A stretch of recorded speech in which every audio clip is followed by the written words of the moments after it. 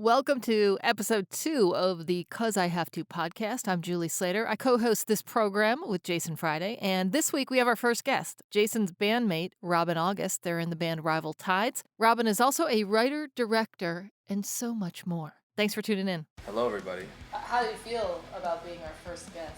You ever hear what is that, Manifest Destiny? Where it's like everything that you've done in your life has led you to the one moment? That's exactly. And this is the moment. Days like this remind me.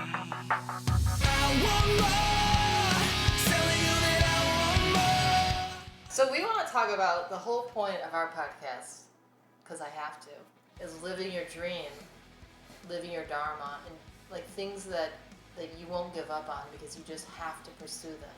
Mm-hmm. So you're in a band with Jason, Rival Tides. I am? I'm in a band with you? Yeah, I know. It doesn't... I don't know. Are you guys Because of the pandemic. Yeah, well, because of the pandemic, it feels like, are we a band anymore? Are we still a band? Yeah, I don't know about that one. I mean, there's still some T-shirts, so I think that means you're still in I would definitely say we were a band. We were a band. But are we a band? Maybe. What's your favorite Rival Tides? I'll ask Robyn. Sorry, Jason. They're both in the band together. Yep. What's your favorite? What song means the most to you that we could play a clip from? I think the one that stands out for me that I felt like the first song that I really kind of felt proud of making, and it was pretty personal, and I think it's still, like, there's a lot of people that are fans that kind of, not secretly, but it's got like a kind of a little bit of a following, but it's not like one of our biggest songs, was Oceans.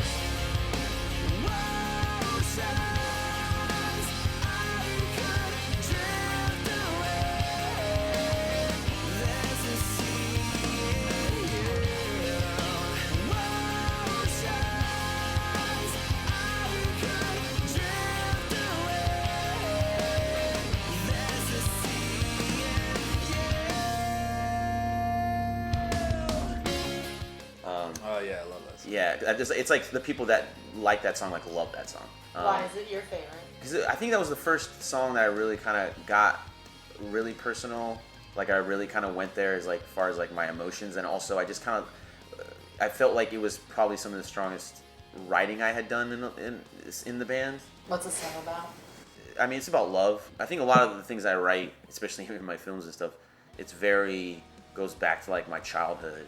The things I was taught, or I learned, or I was just, that age where you're kind of just trying to figure out why you're here and what is all this.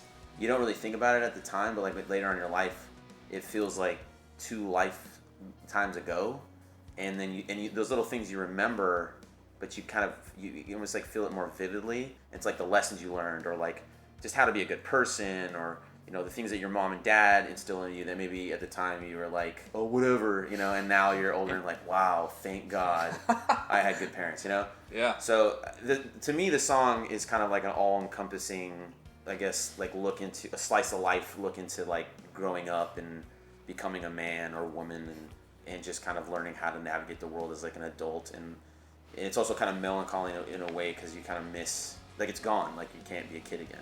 And so it's kind of sad as well. It's exciting and it's sad.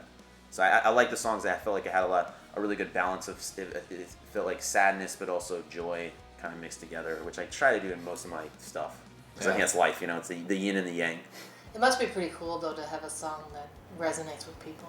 Yeah, and I think, funny enough, I think that song I was like, man, I think I'm stepping up my game. I like this, the way I wrote, and it's not a huge, poem of a song. It's pretty simple, but lyrically, I think I really crafted it the best that I had done to portray what I was trying to say. And I knew that I was onto something, because I think Caleb was in our band at the time, really, and it was hard to get him to, he'd be yeah, cool, whatever. And you know what I mean? We might write a song, yeah, cool, whatever, let's just play it. Yeah. And that was the one where he was I think he even posted something on MySpace. He's just MySpace? Yeah, it was MySpace was the big thing at the time. Or maybe it was Facebook, but he posted the lyrics. He was just so stoked. He really liked the song, and I was just oh. You cracked Caleb. Yeah, I cracked Caleb. Well, like you said, you did pinpoint it pretty lyrically wise. Yeah. It was pretty badass. But I mean, even as being one of the writers of the song writing, not the lyrics, but the music part of it. it's so big and explosive, and even that was emotional. And then you add Robyn's lyrics on, and you're like, what? This is amazing. Yeah, and I also, in a weird way too, I also think like the next one would be My Insomnia, as far as like personal for me. And I almost kind of feel like My Insomnia was like a chapter 2 to Oceans or something. I totally agree with that. I can't wake up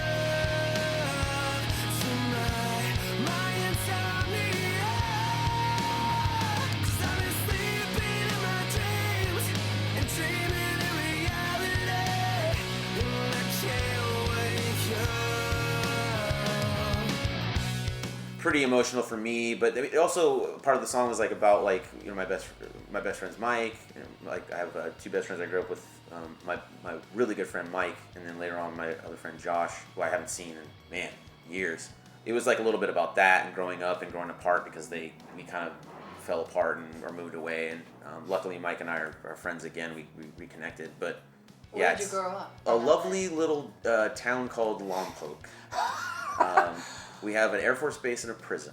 Oh, that's nice. Yeah. That's about it. Yeah. You can, but now you can skydive there.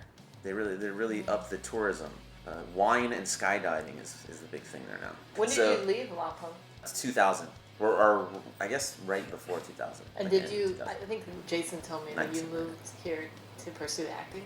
Originally, because it's so weird. Like as a kid, in my head, would see like films, and I would be like, I want to do that, and I think I just did not understand how it was made. And it's funny because I listen to a lot of film podcasts, and most filmmakers say the same thing. They're like, I even had like I think I listened to one recently where the guy was like, Jurassic Park was the moment that he said at the end of it, the credits came on, and he was like, who's Steven Spielberg? He's like, that's the guy that made this. He's like, someone made this? You know, it's like you don't even understand how it's made. And so in my head, as a kid, all you see is the actors, and you think in your head, the actors are what tell the story, which, you know, they are definitely tell part of the story, but you don't understand like the whole encompassing like all the. I mean, even the water department is telling a story. You know, like everyone's adding in this thing to create this like thing that shouldn't exist, like this collaborative art piece. And in my head, I was like, oh, that's what I want to do. And I think it was also a little bit of like, you know, any kid just like wanting to get attention. So I was like, I'll be an actor, and then I came out here to pursue that. And in the meantime, when I was a kid, I stole my dad's camera, and I already was a director. I was already doing stuff, but in my head, I didn't realize like that's what I would do. Mm-hmm. I was like, I'm an actor. I'm just getting myself on camera. So when I came out here and you sit in these like rooms, these cattle calls, and you're reading this like terrible script, you know, and I'm like a, you know, blonde-haired, blue-eyed guy, and I'm sitting in a room with like 20 other blonde-haired, blue-eyed guys reading this god-awful script. Yeah. And I'm like, what am I doing here? Like, why am I doing this? And I think that's when I realized like I could write a better script than this. Ooh. Maybe I should start doing my own stuff. And luckily, the world kind of started changing in that sense too, where people were actually, you know, cameras got cheaper and YouTube started existing, and like, you know, it kind of was a perfect time for me to transition because now like you had more tools and opportunities, to do that stuff. And I think some people that might have not have done what I did to come out here, they might have missed the boat of like not doing their own stuff, and they're still going to these cattle calls, and they're like wondering like, you know, just waiting for that moment to hit big. And it's like, dude, just write your own thing, get a camera, like get some friends, shoot it yourself. It seems like a lot of actors get fed up with because you have to keep waiting for someone to accept you to be a part of their project. Yeah. So then they just say, I'm just going to write my own. My friend Jamie. Oh my God, yeah, exactly. Or, you know, like a lot of the, you know, the famous actors now, or people in like, you know, A-list, let's say, or even B, have like a good opportunity because of their name to like pick the roles that they want. They really get to like go, I want to do this. As an actor trying to struggle make it, you have to play what you get, and some of it's fucking terrible. Yeah. And so that isn't really a good. Yeah, it's kind of like winning the lotto. You know, you have to have the talent, you have to have the drive, but then you have to also like the director or the writer has to be good for you to shine and all come together and be like, wow, you know. Like I think of like Mark Ruffalo in that movie with I forgot what it was called. It was like the first time he went up for like an Academy. He was like a Best Supporting Actor. It was called like, who was in it? It was Laura Linney, and that was like, nobody knew who he was. Oh, Right. Nobody knew who he was. He was like a bartender before. Hi, it's the voice in your head. The answer is, you can count on me. But he did this Right. one small movie, and it just happened to be a great script with a great, acting ensemble, and he brought his A game, and then he became Mark Ruffalo, man. Right. Like, everybody was pursuing him after that, and no one knew who he was before.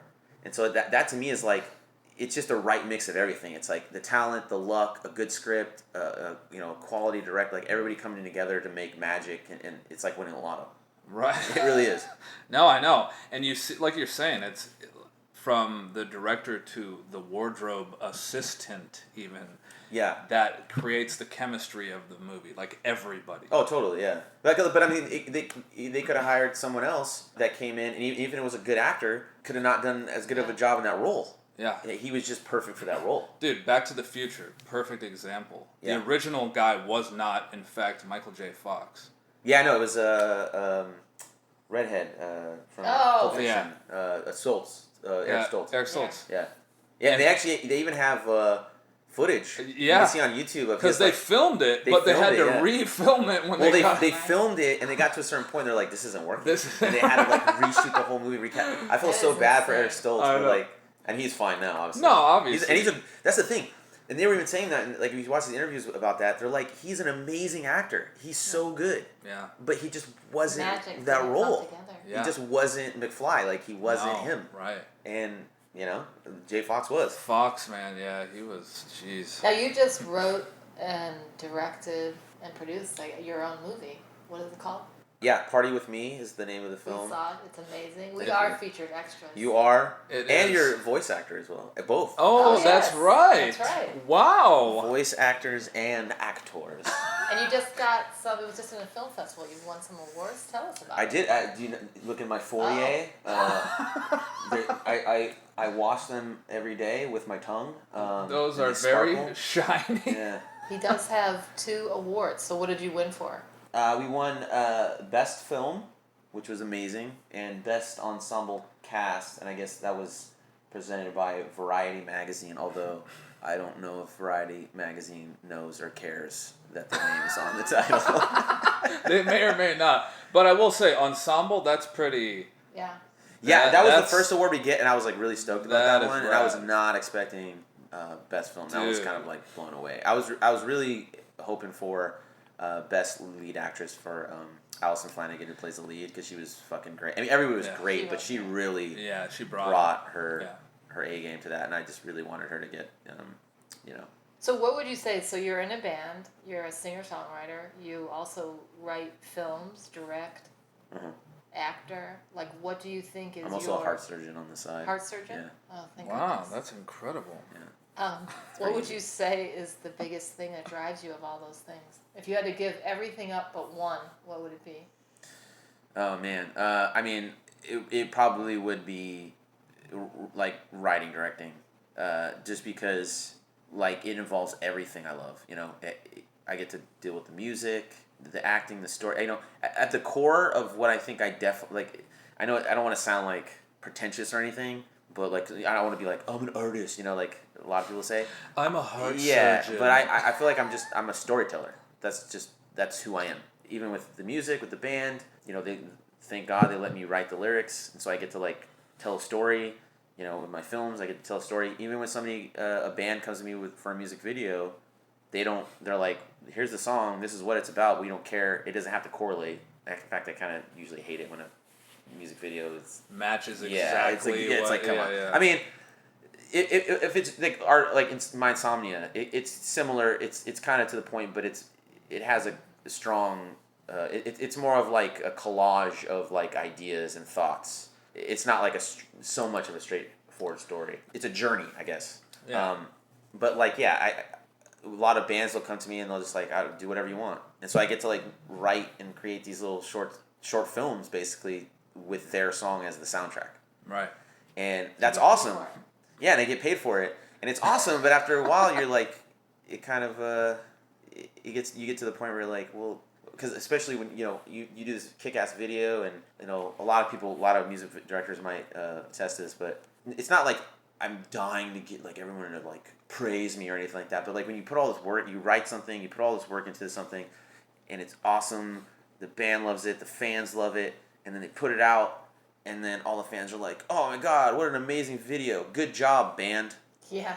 And it's like they just showed up and it's They their don't music. understand that it actually was made by somebody. Yeah, exactly. Yeah, And so it gets a little unfulfilling where it's like I appreciate them liking the video. I know I did, but it's not like you don't really get the credit that a lot of artists would love to have. And so, and I know it sounds like fucking vain, but it's true. It's like you put all your heart, blood, sweat, and tears, and you kind of want a little bit of like, hey man, good job, No, validation. Like personally, is- yeah, absolutely. And so, it's just validation. That's all it really is. It's Yeah. not like me trying to be like, I'm just. You're not sitting Yeah. there going, "Where's the spotlight? Can you shine it on me?" Exactly. No. And so just after a while, it's like, well, and you feel like a lot of times when you're doing that, you put so much of your energy in, and you're not really getting appreciated in the sense of like validation. So it's like, well, am I putting all my energy into that and not doing my thing where it's like, this is me? With our band, it's cool because it's us, but it is, when they give the validation, it's for us and the video, which I'm part of. Yeah. When it's another band, I enjoy making the videos and I love helping bands create really rad videos and art and to uplift their song even more. But after a while, it's like, when am I going to do my thing? Right. And I don't want to get burnt out where I'm doing everyone else's thing. Because that's what happens a lot in this town, especially with artists, is that you end up doing so many things for other people just to pay the bills that you don't even have the steam anymore to do the thing that you came out here to do for yourself. Right. Do you feel like you're finally doing more of things for yourself? I am, because I'm forcing myself. It's a lot harder. Like, there's a lot of nights of not sleeping. Obviously, there's a lot of sacrifices you need to make. Like, I don't really, like you guys call me up for this thing, and I'm like, I jump on the opportunity because I don't really socialize, especially now in the pandemic. But you just have to, like, I was up to, like, probably 4 or 5 in the morning last night working on this short film, because I know, like, on Monday, I have to do this other web series job for a friend of mine that's giving me a paycheck. So, it's like you have to kind of sacrifice like your weekends and your social life, but you have to do it. One of the things a story that I read about was somebody said, I forgot exactly what it was, but it was somebody that was just like, they wondered why Beyonce was like, so, besides her just being an amazing performance artist and singer and everything, they were like, well, how did she do it? I think it was something where they thought like, oh, she lucked out or something. And this guy said, he's just like, that's bullshit. She works really hard. Yeah, that's she bullshit. actually works her ass off. Yeah, and he did this like analogy where he said somebody was like, I want to be like that, and then he went to like a guru and they said, how do I do this? He's like, all right, well, I'll show you. Meet me at 5 a.m. Tomorrow morning at the beach, and I'll show you how to be that successful. So he shows up, and he walks out to the ocean, and he's like, come with me to the ocean, and he's like, what are we doing? He's like fully clothed, like goes to the ocean, they go to like waist deep, and the guru just goes, cool, grabs the guy's head, like holds him underwater, like for a certain amount of time, he's like struggling, like, oh, comes up, and he's like, just breathes, and he's just like, what the hell, man, like, what are you doing? And he's just like, what were you doing when you were underwater? He's just like, what do you mean what was it doing? It's like, what were you thinking? Like, what was in your head when you were struggling underwater? He's like, I just wanted to breathe. I needed to live. And he's like, as soon as you treat your career and what you want to do like that, you're never going to be successful.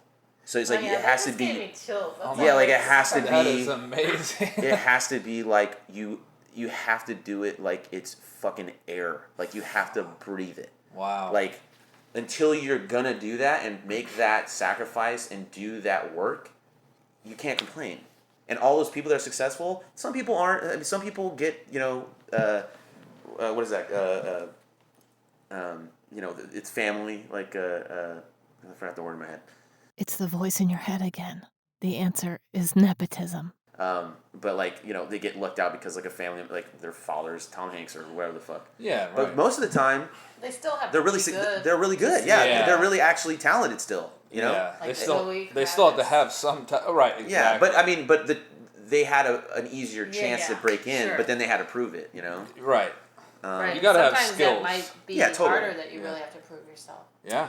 Yeah, Well, and some of them might have gotten in, and they're like, "Hey, we'll let you get in this movie," and they weren't good, and then they were like, "If you don't get good, Yeah. that's it," and they actually worked at it and got better. I can't remember his name. Ice Cube's son. Yeah, When he got the He was part great. for Straight Outta Compton, he's like, no, You gotta fucking like make this yours and show people that this is your part to play. Like, Yeah. It wasn't just like, here you go, son. There you know. Yeah. And I've heard a lot of stories about that too, where it's like Yeah. an actor or a director or something are like, just because you got my name doesn't mean shit. Like, you got to prove yourself, you know. Yeah. And some kids don't even want them to know. Like David Bowie's son, amazing director. He did Moon. Nobody even knew that was David Bowie's son. Wow. That's wild. Yeah. That is. And that was his first film. It was amazing. With Sam Rockwell, it was like unreal. Yeah, I don't even know if I knew that actually. Shit. Yeah, he's really good. He did another movie with like Jake Gyllenhaal called Timeline or something. I think it was like a weird time loop kind of thing. But he's really talented sci-fi kind of director. I think he did Warcraft too. That was like his big box office thing, but I guess it kind of bombed. But he's a good director. Have you ever Yeah. been tempted to take a 9-to-5 job and give up on your dreams? Yeah, all the time. Well, and that's- everybody keeps trying to They still do. make me think about that, and it's really frustrating. With what you were just saying, I was just about to bring that up, so that's funny that you... Yeah. Because I was going to say, you could have just said, fuck it, give me the 9 to 5. Well, I'd be making a lot of money too. Make an easy, not easy, but, you know, make like, you don't have to worry about shit. You Yeah. just work your 8 hours, you come home, and then you survive. Yeah. And that's it. The weird thing about that is like, so I could be, you know, one of the compliments I get a lot from people, you know, it's not just like the writing or whatever, it's like they just really like the editing, so it's like I get a lot of edit work, and I would love to not have to do editing anymore. I would love to write and direct and like sit in with an editor, like a qualified editor, and just like kind of, you know, maestro it a little bit, but I don't really want to be there working all night editing something like I did with my feature film, which like practically killed me. Yeah. But I know that if I got a job as an editor, because I know these editors, and they make a lot of money. Yeah. I could be making a lot of money. But you know what? When I make my little short film and I ask them to help me and I go in there, they're so excited. They're more excited than all the bullshit that they're working on because they see me as this like filmmaker because they were a filmmaker. Yeah. And it's almost like they it's like they're kind of like cheering me on, like, you know, I gave up. Yeah. I got the 9 to 5. You're doing it, man. Keep going. Don't give up. Exactly. You know, because it is one of those things where it's like, if you do hit, you make a lot of money as an editor, but you know, there's kind of like a plateau. You know, you get like maybe a little raise, and it's like, you know, you get a certain amount of money, you make good money, but like if you hit it big as like a writer director, it's fucking it's a lot of money. it's a doing lot more what your money. true passion is, and Yeah. being able to And be being able the to make a lot of money. And I on don't even, top and, of it. yeah, and I don't even want. I don't honestly. I've gotten to the place now where it's like, yeah, everybody wants money, right? Like it's for me, money is not like I'm trying to show off and I want these things. I don't really care about things unless they're gonna do something for me. Like I like cameras because it helps me tell a story. Yeah. Like if it's not gonna give back to me, I don't give a really shit about it. right. I'm not a materialistic person, but I do like to live comfortably, and I guess I want to get to the point where I don't have to really worry so much about money and struggle because I've been poor and I've been, you know, stealing napkins from fucking Subway sandwich because I wanted toilet paper. You know, I've been there. Yeah. Shit, I'm still kind of there now. But you know, I just want to get to the point where it's like I'm doing what I love, and I'm making enough money to pay the bills, and I can get health insurance, and I can like go on vacations, and like, you know, I don't need to be this huge rich person. I just want to be respected, and people will go like, I like that guy's work, and to be able to like have a life and not struggle so much. That's all I really care about. Yeah. You know, I think like Watts. He did. I don't know if the famous professor Alan Watts, whatever the guy. He did this whole thing where he's just like. There's another one you might like I always think about is that he had the speech where he said a student came up to me after they're about to graduate and he said, what should I do? Like, you tell me, you're a smart guy, tell me what I should do. And he's just like, well, what do you like to do? And they're like, no, I don't, nobody cares about what I like. Just tell me what I should do to make money and be successful. And he's like, I need to know what is it, if money wasn't an object, what would you be doing? He's like, oh, I would be playing with horses or raising horses or whatever, like. And he's just like, yeah, do that. And they're like, no, that's not going to make you money. He's like, if you work hard at it and you get so good at it, you're going to become a master of it, and then people will want your service. He's like, because everybody is interested in something. So if you get so good at something and you become a master of that thing, the money will follow. So just focus on what makes you happy, and the money will come if you pursue that thing.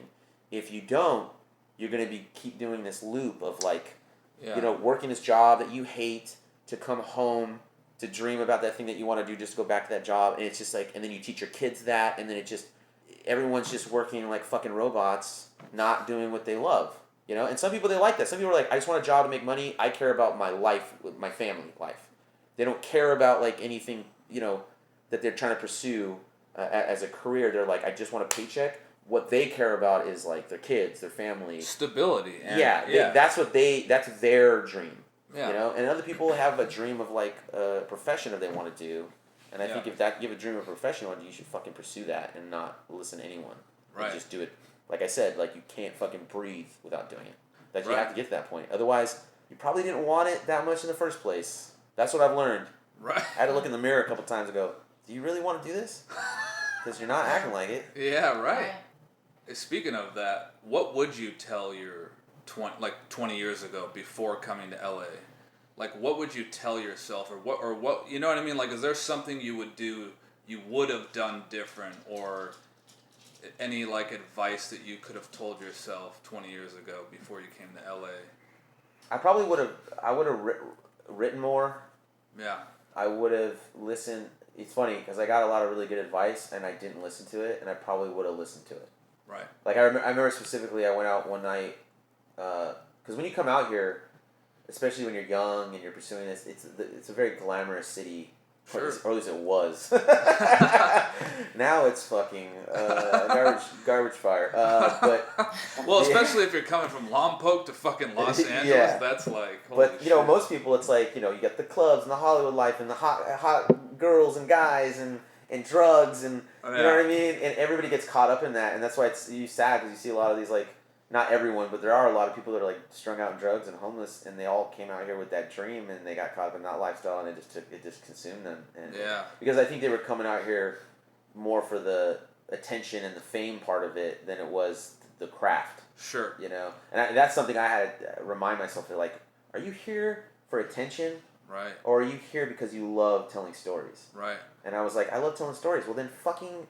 Then stop fucking going to doing bars that. and going to clubs and doing bullshit, Yeah. And there was this guy that I remember I went out with my buddy, and he was like this kind of a decent actor at the time, and I was like all excited, as I was trying to be an actor, and this guy was like on a TV show, he was like kind of a name, and we hung out with him, and it was like this feeling of like, oh, if I hang out with this guy, then he can become friends, and he'll get it's all this bullshit like networking thing. Yeah, that's so LA. It's so dumb, yeah. And he was a really nice guy, and I never saw him again, but. I remember that night we went out to this like club and we were drinking, and I asked him, I was like, can you give me any advice, like how to break into this business, or like what should I do?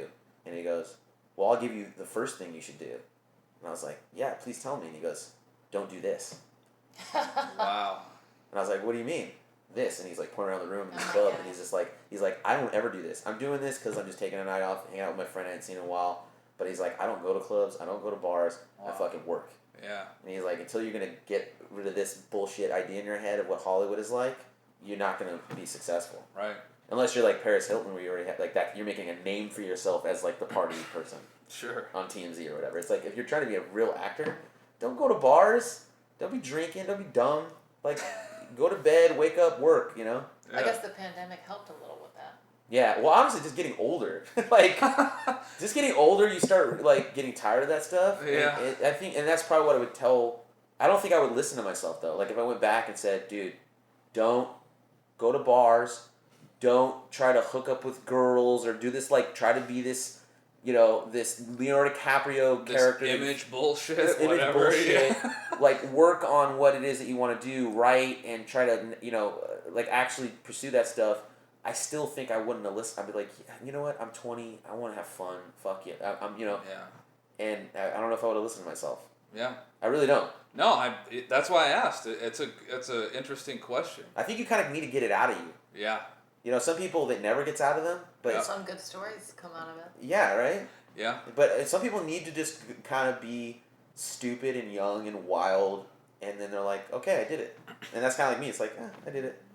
I don't need to do that again. I like to have fun and hang out with friends and drink a little bit and, that stuff, but it's more casual. It's not like my 20s where I was just constantly just in need of some distraction or, Yeah. some kind of drug, whether it was like sex or alcohol or just attention or just like FOMO, you know, like I didn't want to miss out on something. It's just so Right. stupid. I know. Well, that's like Fat Mike from NoFX. He's been a businessman most of his life because he owns Fat Records. Yeah. And he said in this interview, he's like, "Look, just fucking go do your shit, and then do drugs when you're in your mid to late 30s." Yeah, did he did like which is like also dumb, but he, you know, but he did it like later in his life, right? No, right? Yeah. He. That's why I said like he's been a businessman and a band dude like his whole life, but he didn't fuck around until later in his life. It makes me think of like the grandpa in Little Miss Sunshine, Right. where he's like giving all this like knowledge and in the grandson. It's like, what are you talking about, Grandpa? Like you just started doing heroin. He's just like, I'm old. I'm dying anyway. I just wanted to know what it felt like. So he just started doing heroin at like 90 or some shit. Was that what's his name? Alan Arkin. Alan Arkin, which I met.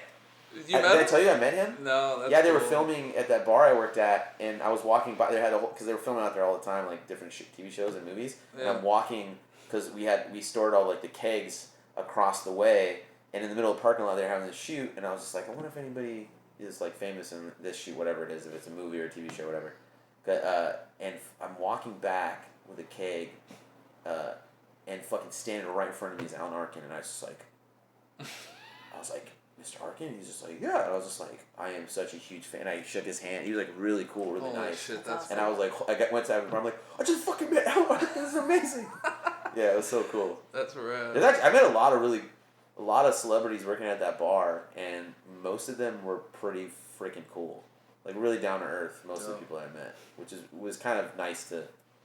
Because you always think. Was that Villains? Yeah. Yeah. Because you just never know. Like, you hear all these stories, and you're just like, what if, like, somebody's just a total prick? And I didn't meet anybody, like, that huge, you know? Like, Alan Arkin's huge, but, you know, I didn't meet, like, Leonardo DiCaprio or something. Right.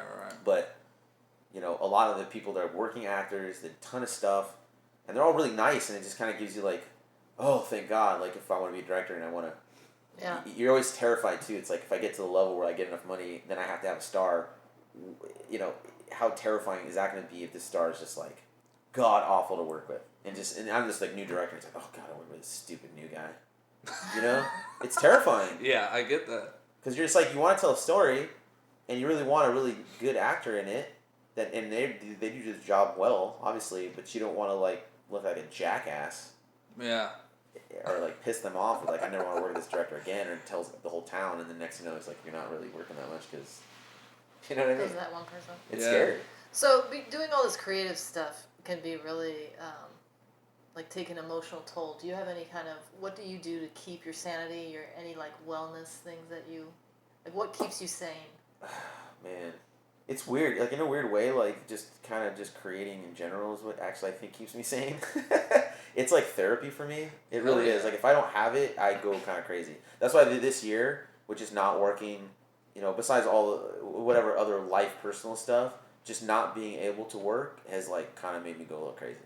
Like I said before, it's like you get wrapped up in doing all these other projects just to pay the bills that you don't have time to do your personal stuff. And so I was like, well, dude, take this opportunity, like work on your personal stuff now. Yeah. You know? And so that's what I think has helped me kind of stay sane, is like I'm looking at it as a positive and going, dude, you have to the end of the year to finish the script, finish this thing you wanted to do, this other thing you wanted to do. And, you know, and then just keep on the side trying to look for, you know, side gigs to make a little extra money besides the, you know, EDD that you're getting. Yeah. And I think a lot of people aren't taking that opportunity. Some are, but I think some aren't because of how heavy it's been. It's hard to have motivation when the world is like stuck in quicksand, it feels like. Right. You know, it's a very heavy time. And you got to dig into your craft. Yeah, and you kind of feel the energy. You feel the world not moving. Yeah, right. And it makes you not want to move either, because you feel like almost like you're selfish if you do. You know? Yeah. Interesting. Like other Yeah, people are that's suffering, so why are you pretending like? Right. Why are you pursuing your dreams anymore? Everyone's in a nightmare right now. You should Right. be enjoying with them in this nightmare. And it's Right. like, I don't want to though. Why do I want to make things worse? You know? Yeah. So now you're working on you said a short? Well, I have a full length script that I'm almost finished with. And I did a proof of concept. I just shot a proof of concept for it, which is basically like the opening of the film. And then I'm also working on an animated short film. And what about your movie Party With Me? When can people see that? Man, you tell me. I'm trying. So I'm talking right now with like certain distributors and people that are trying to help, but it's hard. Like it really is a beast. Making a movie is a beast. Getting in festivals is so hard. There's a lot of politics. There's a lot of just like the right timing. Like they could really love your film, but another film's kind of like it, and they like that film more, or that filmmaker has a connection, and so they pick that one over you. So it's like you just never know. Yeah. So it's really kind of frustrating, and there's a lot of times that you feel, I wouldn't say defeated, but you feel kind of like you just got to do it on your own. Like, I made the movie based off of that South by Southwest keynote that Mark Duplass said, and one of the whole thing was the Calvary isn't coming. So don't wait around for people to give you money. I've watched that. Yeah, it's amazing. I tell everybody to watch it. It's so good. You gotta do it yourself. Yeah, I think that speech alone. That speech Yeah. alone that he did, I think, has produced so many movies. My movie kind of, maybe if it was like the year before or afterwards, somebody would have felt more connected to the film and would have got in. Like you just never know. It's kind of like just you can't. There's no expectations. There's not. It's all just so random that you kind of have to just keep moving and keep creating and just not letting it get to you. And so that's why I was like, I'm just gonna keep doing this film. I'm gonna pursue this other thing. And in the meantime, I'm putting the movie out and sending it to people and saying, hey, let's try to get distribution. And I'm not like somebody. I just got like 2 emails the other week from distributors. They're like, hey, I think we're gonna pass on this. And I hate that term. Pass. It's the word, yeah. Pass on this. Yeah. So we're and I don't even know if they watched it. Yeah. I don't even know if they actually watched it. Right. Yeah. So. Well, if they didn't, they're fucking missing out because Julie, it is a great movie. Julie and I are in it. Man. Thank you. It really is fantastic. Yeah, I'm really proud of you. It's terrifying. Thank you.